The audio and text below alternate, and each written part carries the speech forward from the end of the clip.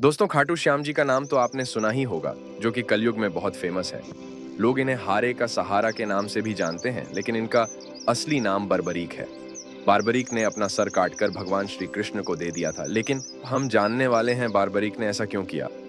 खाटू श्याम को भगवान श्री कृष्ण के कलयुगी अवतार के रूप में पूजा जाता है। लक्षाग्रह की घटना के बाद पांडव जब वन वन भटक रहे थे, उस वक्त उनकी मुलाकात हिडिंबा राक्षसी से हुई। भीम और हिडिंबा का विवाह हो गया। उनका पुत्र घटोत्कच हुआ और उसका बेटा बर्बरीक था।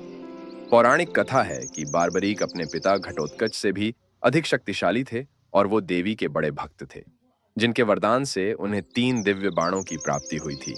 ये बाण अपने लक्ष्य को भेद कर वापस लौट आते थे, जिस कारण बार्बरीक अजेय हो गए और उनको जितना मुश्किल था।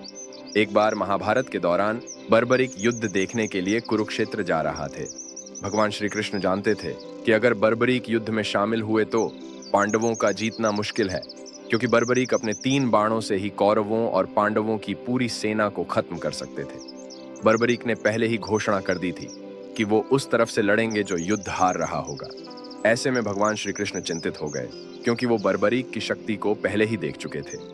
भगवान श्री कृष्ण के कहने पर बर्बरीक ने एक बाण से वृक्ष के सारे पत्तों पर छेद कर डाला था और भगवान श्री कृष्ण के पैर के नीचे दबे पत्ते की तरफ भी बढ़ गया था। तब बर्बरीक ने श्री कृष्ण से कहा था कि प्रभु, पैर हटा लीजिए, क्योंकि एक पत्ता आपके पैर के नीचे दबा है। श्री कृष्ण ने जानबूझकर बर्बरीक की शक्ति देखने के लिए यह पत्ता पैर के नीचे दबाया था। इस तरह बर्बरीक की शक्ति देखकर भगवान चकित हो गए और अगले दिन सुबह ब्राह्मण का वेश धारण कर उसके शिविर में गए और उनका शीश दान मांग लिया। बर्बरीक ने खुशी खुशी भगवान कृष्ण को अपना शीश दान कर दिया और युद्ध देखने की इच्छा जताई। श्री कृष्ण ने उनके कटे शीश को युद्ध अवलोकन के लिए ऊंचे स्थान पर स्थापित कर दिया। जब 18 दिन तक चले महाभारत युद्ध में पांडवों की जीत हुई तो उन्हें घमंड हो गया। तब बर्बरीक के कटे सिर ने पांडवों से कहा कि युद्ध में श्री कृष्ण का सुदर्शन चक्र ही चलता नजर आया था। इसके बाद बर्बरीक चुप हो गए और आकाश से फूलों की वर्षा होने लगी। तब कृष्ण ने उन्हें वरदान दिया कि कलयुग में बर्बरीक की पूजा श्याम नाम से होगी। पौराणिक कथाओं के मुताबिक युद्ध समापन के बाद श्री कृष्ण ने बर्बरीक के शीश को आशीर्वाद देकर रूपावती नदी में बहा दिया था। कलयुग शुरू होने के बाद बर्बरीक का शीश राजस्थान के खाटू गांव में दफन पाया गया। कहते हैं, एक गाय जब शमशान पार कर रही थी तब उसके थनों से दूध बहने लगा। इस चमत्कार को देख गांव के लोगों ने उस जगह खुदाई की।